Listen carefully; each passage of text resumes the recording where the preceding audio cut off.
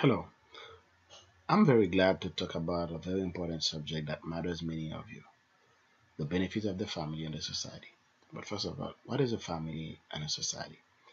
Family is ordained by God, and it is the basic cell of our society.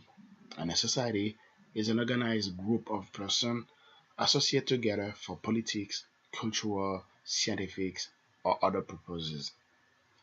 And according to the 7.3 billion people living in this world, we have at least four types of families. The first one is the nuclear family. As you can see it, it's an example of nuclear family. A nuclear family is a traditional family where the parents with their children. We have the two parents with their children. And it's still the most common structure and it represents about 40% in the world. And the second one we have the single parent family. This is an example.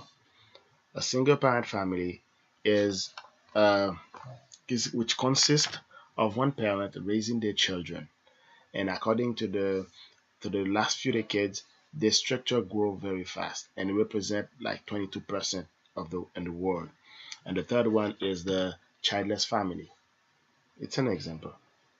Just give you.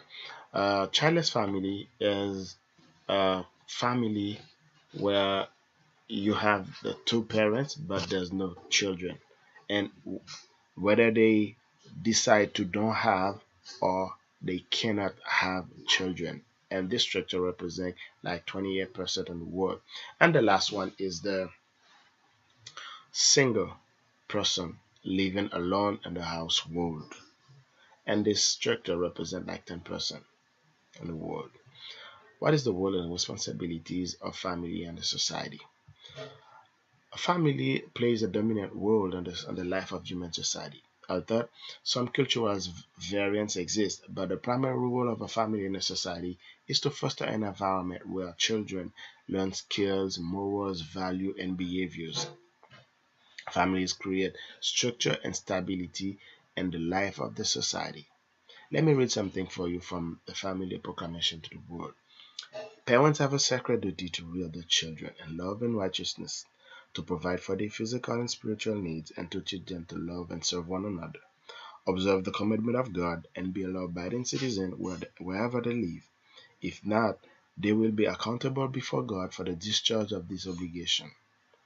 If done in the right spirit by example as well by precept, this teaching should help children be more loving, educating, and honoring their families, and help them provide an environment of accountability where we learn about the rewards and consequences that come from following or disobeying formal or informal rules.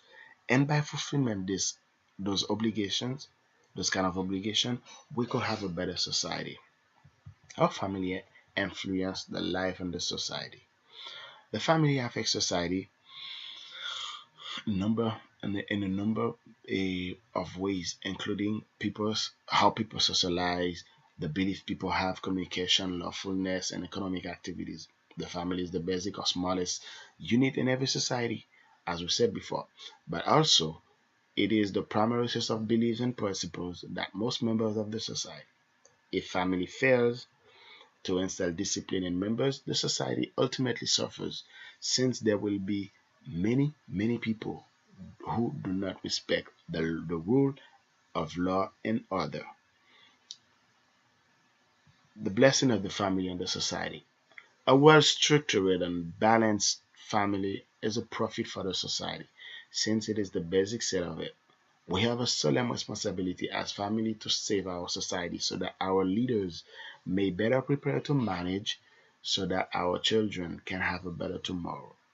As much as we have strong families, as much that represent a richness and hope for the society, country, nation, and this world where everything is Christian. Thank you.